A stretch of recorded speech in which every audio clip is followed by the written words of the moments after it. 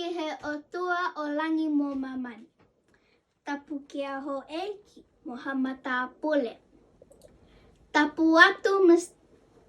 atu pule ako mo kauwhai ako.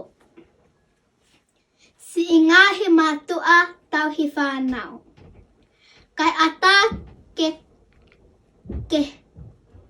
he kalasi ua.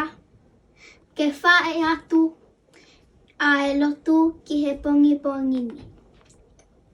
Ko e wholahimi e ka mata aki e tau lotu whakawhetai ki he pongi pongini. Ko e nimange au o himi ke tau hiwa. Tamaiki, toko lahi whau, o kunau ha o whia, taloni o e tolu tapu, kua kofu hinehina. O nau hiva, ki he lami na epekia. Tamaiki toko lahi whau, o kunau ha o whia, taloni o e tolu tapu kua kofu hinehi. Na o nau hiva, waki he lami na epekia. O nau hiva, waki he lami na epekia. Sitama o kui mai, ke tu o alua, tu whai hange koe o kuai hame a pehe mahau. Ka ke hiva, waki he lami na epekia. Ka ke hiva, waki he lami na epekia.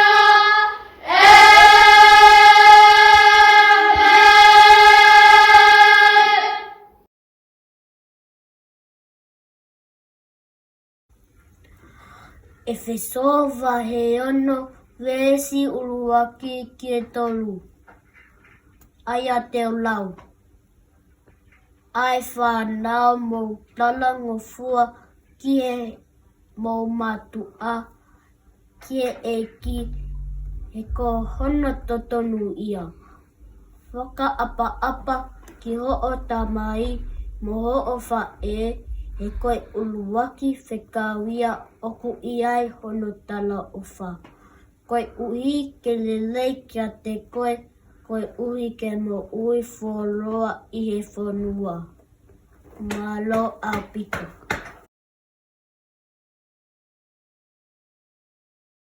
Whakamole kui ke tau lotu.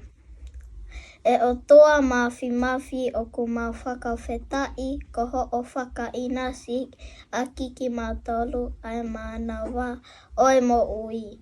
O ku mau whakamalo atu ko ngahi tāpu waki o ku mau inasi ai. Ka o ku mau kole atu haiwi mo hamalohi kia te ki mau tolu. Eiki o ku mau lotu atu ha mama. Ma aho mau ngahi atamai, ha ele mai ia, e ma uatu ki mātolu, ma ae a Fiona. I he huafa pē ho alo, ko sisu ka laisi, ka ho o mau whakamo ui, amen.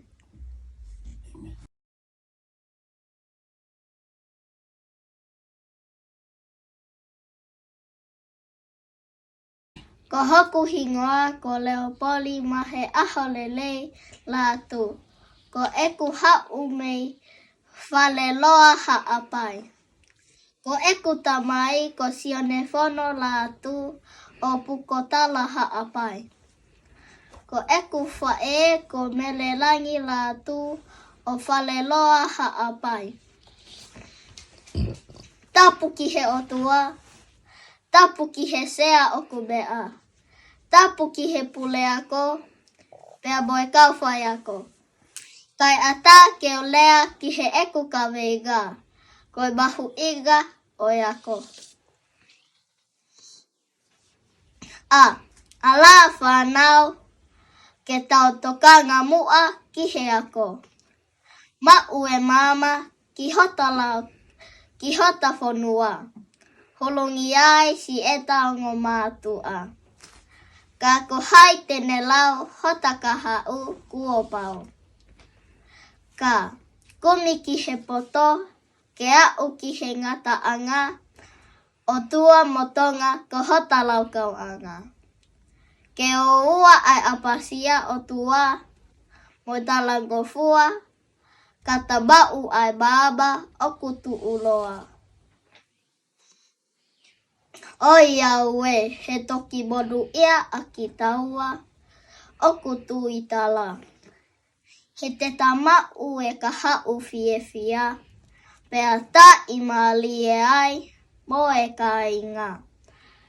Ka koe mea te pū kuo ola pea fua. Lewe lewa e malanga tu a o whātu. Leo poli mahe aho lele lātu.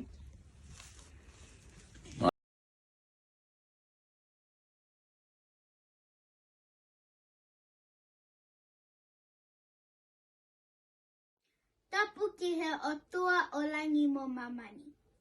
Tapu ki a ho eiki mo hamata pule.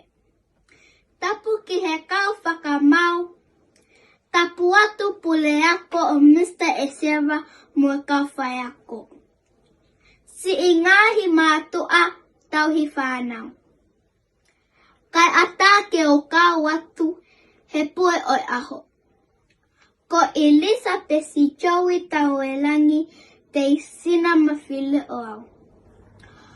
Ko eku tangata e ki ko si o whaia tu e mawhile o me he kolotau ko velata tonga leleka haapai. Ko eku fine e ki ko si o ko se inisia o toloke te sina mawhile o. Ko enelele mai mei he sia ko toloke ha ano haapai. Ko eku tau fitu eni. Ko eku kalasi ua eni. Ko eku whai ako ko si mai mawhinau. Pea oku lele mai mei he tolonga tata haawhewa haapai. Ko eku ka venga lea ko e ha o kua makehe ai. Ko e ha o kua makehe ai. Ko ete makehe he ete iloi ki tau. Iloi e famili tupu ai. Iloi e whonua tupu ai. Iloi e tuunga i he famili siasi mo e society. He koia oku te makehe ai. Oku o tupu i he ki i famili me siva mo ta e iloa. Ka ko e maulotu a e mamata i koloa. Ako ne kina ke apasia o tua. Pea e oua e ngalo ke whaka apa o tua. Hange ko e ku whakawhe iloa ki. Ko e te lele mai mei haapai masani. Whaaave ki mautolu ki motu ke sio ki he tupu anga.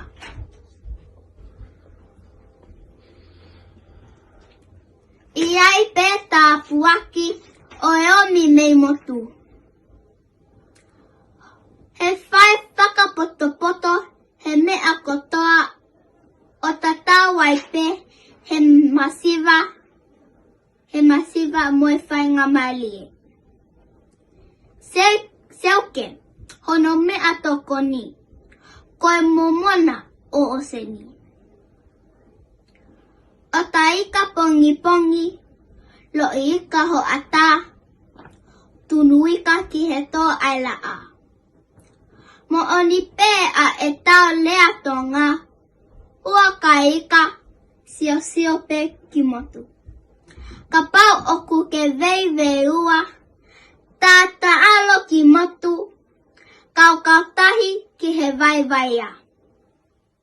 Ko hoto tu unga he whamili, ko e sii mo e kihi. I ai pē kau lalahi mo e kau muaki. Ke manatu ko hoto ngā whā, ko e tali ko au mo e tali angi. Me lino anga ia e tau no fo, tala atu e vovo e whiohi. Ko e te makeheanga he e te iloi kita. Lewa e lea, tua o whātu.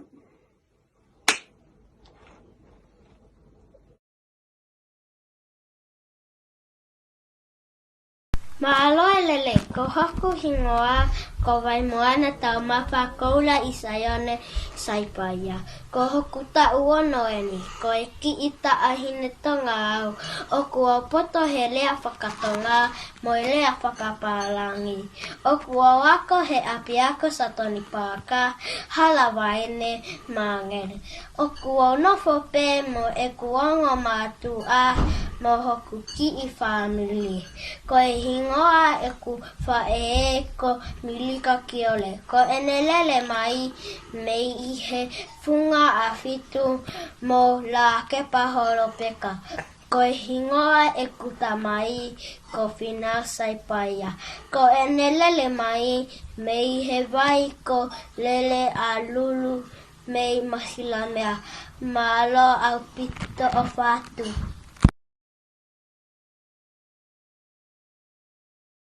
Koe hao ko makehe ai, koe hao ko makehe ai.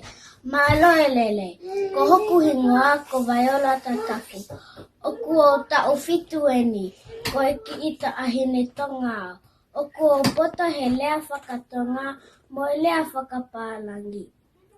O kua o wako he api ako, sātoni pāka, hala vaine mangele. Ko hingoa e ku whae ko mele tatafu. Ko enelele mai mei toa ko maafu hala alipate longolongo. Ko hingoa e kuta mai ko kiu tatafu. Ko enelele mai mei hala motu a hala o tea vavau.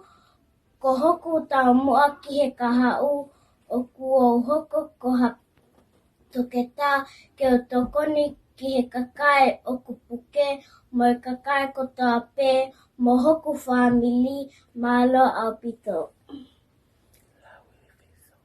E wheso vai ono vesu ake tolu. Ai whanau mo tangofua ke e ki mo matua he kohono totonu ia. Whaka apa ki ho o tamai mo ho o whae koe uruaki whekau ia. O kuiai hono tala o wha kake moni ia mo ke nofo whola I mamani. Shona vai tolu vestano.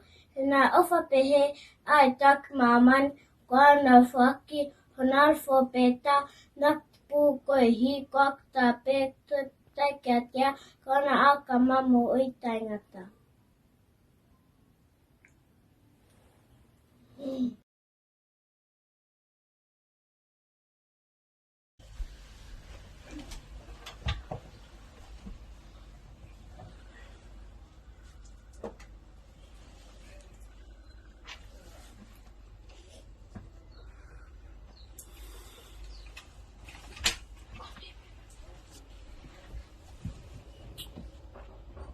Māloe lele, ko hoku hingoa ko mua hengi o wawau nukapu.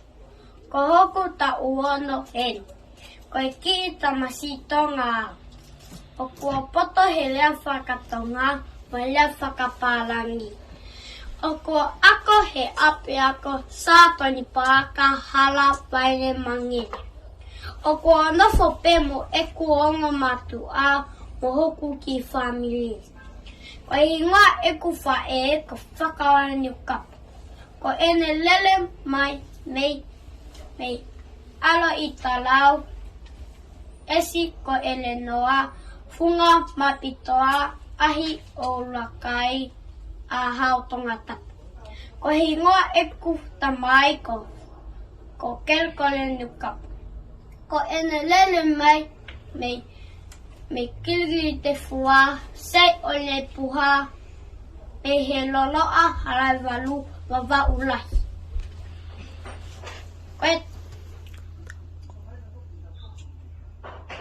Ko eku tā mua ki e kaha u o kua whakaamu ke hoka koe toke tā koe uhi ke lava o tō koni ki hoku whamili koe kakai o ku whē mau ai whakasisu kalasi ka pau e mau ha aku paanga lelei te lava o ofa ai he masiva malo apito mohengi o wawau nuka o whatu.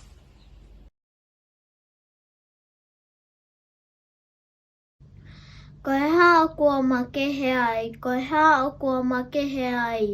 Mā loi lelei, ko hoku ingoa, ko sini milika ofa kilo a manu wau motou. Ko hoku ta ua no eni, koe ki ta ahine tonga au. O kua poto he lea whakatonga, moi lea whakapalangi.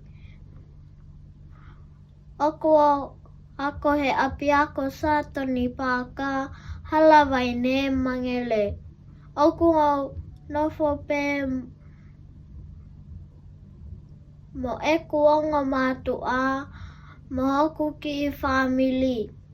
Ko hingoa eku whae ko Silia Holani.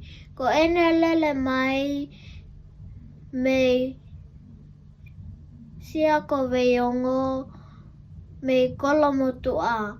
Ko hingoa eku tamai ko kulasi wau motou. Ko ene lele mai me he hala manga ono sia ko kafoa mo taua.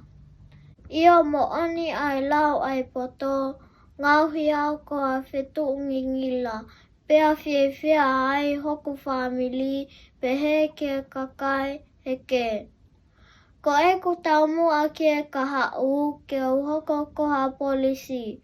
Ko e uhi ke o lava o tokoni ki hoku whamili moi kakai o ku whaingata ia. Ka pau e mau ha aku paanga lahi te o lava o kumi ai whale fo au moi ka fo au ki e eku ongo mātua. Malo apito.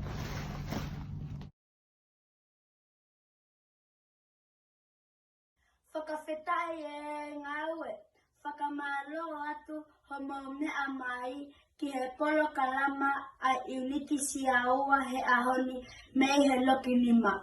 I he kātua ngai ai wike lea whakatonga o e tau ua noa ua taha, tāwange pe koa whakalelu ki e tau whakautua I api. Koe uhi koe malu moelelei o e whanua. Tau maawai kawape he kua melie ho tau e whe. Whaka apa moe ofa atu ko au whenga whono tō peni sa miu mei hawa ka tolo tonga tapu whale vai wawau mo leo waa Samoa mei loki hiwa ei apiako sa Tony Parker. O whai au e o tua.